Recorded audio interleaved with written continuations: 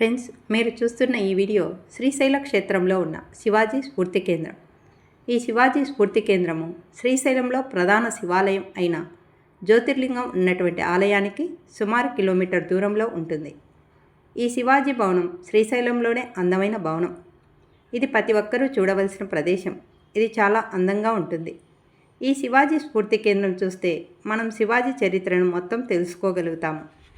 ఇది శివాజీ నడయాడిన ప్రదేశం. ఇక్కడే శివాజీ మహారాజ్ ధ్యానానికి మెచ్చి అమ్మవారి ఖడ్గాన్ని బహూకరిస్తుంది. శివాజీ స్ఫూర్తి కేంద్రం పక్కనే ధ్యాన మందిరం ఉంటుంది. ముందు ఈ స్ఫూర్తి కేంద్రం చూసి ధ్యాన కేంద్రం చూద్దాం.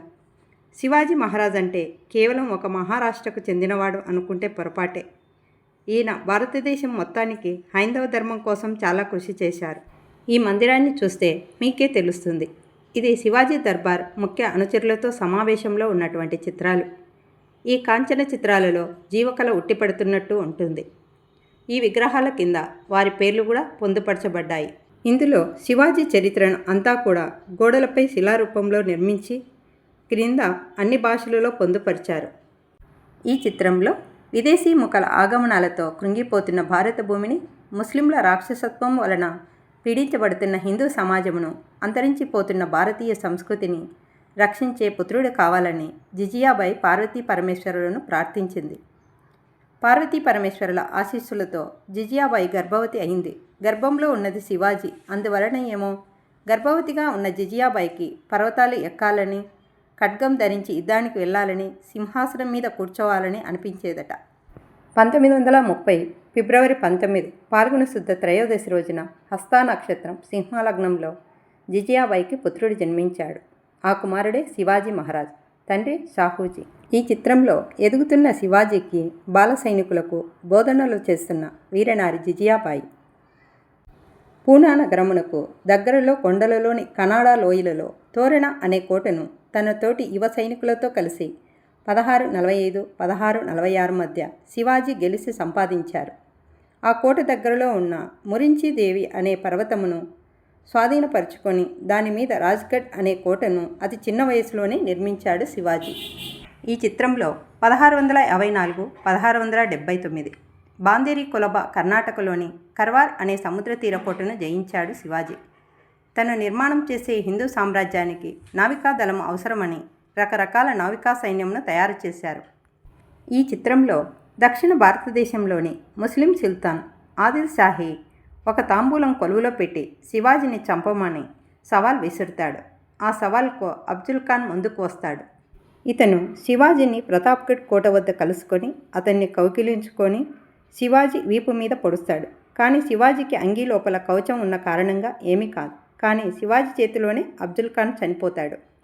ఈ చిత్రంలో ఒకానొక సమయంలో చనల్గఢ్ అనే కోటలో ఉన్న శివాజీని చంపాలని సిద్ది జౌహర్ వచ్చాడు.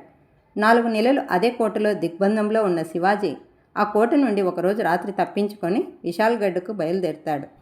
శివాజీ సేనాని అయిన జూజీ దేశ్పాండే తన సైనికులతో సిద్ది జౌహర్ సైనికులను ఓడిస్తూ శివాజీని విశాల్గఢ్కు వెళ్లే వరకు శత్రువులను నిలువరిస్తూ తను బలిదానమవుతాడు.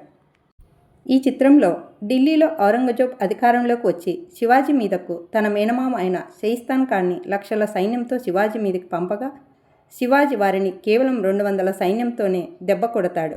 ఆ దెబ్బకు షయిస్తా ఖాన్ చేతి వేలు తెగి పారిపోతాడు. ఈ చిత్రంలో షయిస్తా ఖాన్ దిలేర్ ఖాన్ జైసింగ్ను శివాజీ మీదకు దండయాత్రకు పంపుతాడు. వీరు పురందర్ కోటను 15 రోజులైనా జయించలేకపోతారు. చివరకు పురందర్ కోట అధిపతి అయిన మురార్ బాజీని దొంగదెబ్బ తీసి చంపి కోటను జయిస్తాడు. చరిత్రలో శివాజీ సేనాని మురార్ బాజీ కథ విశేషమైనది. జూన్ 1665లో జరిగినది.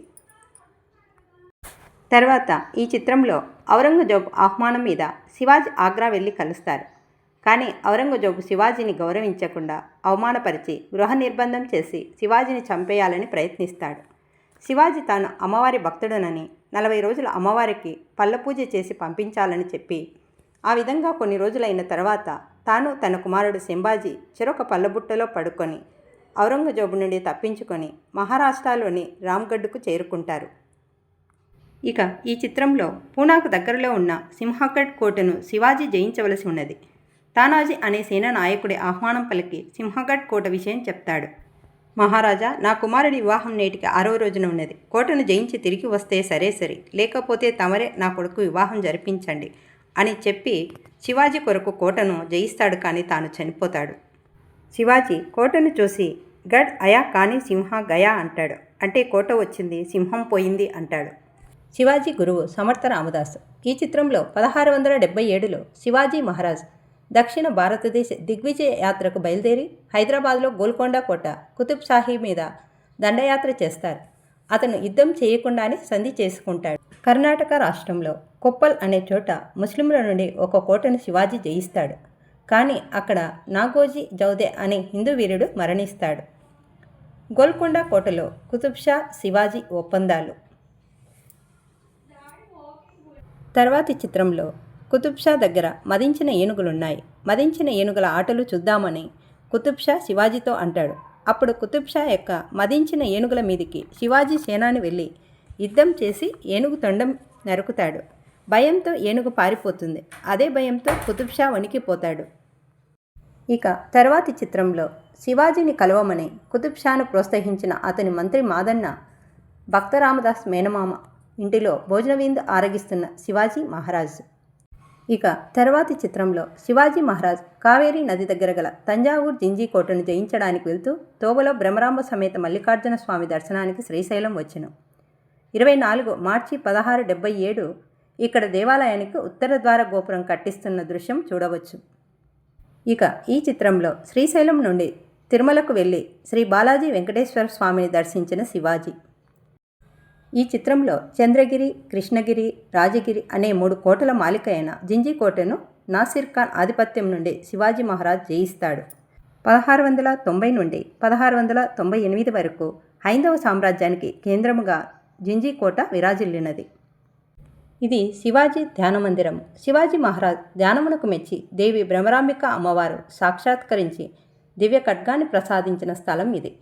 అమ్మవారు ప్రసాదించిన ఖడ్గంతో ఆయన ఎన్నో దండయాత్రలు చేసి విజయం సాధించారు శివాజీ.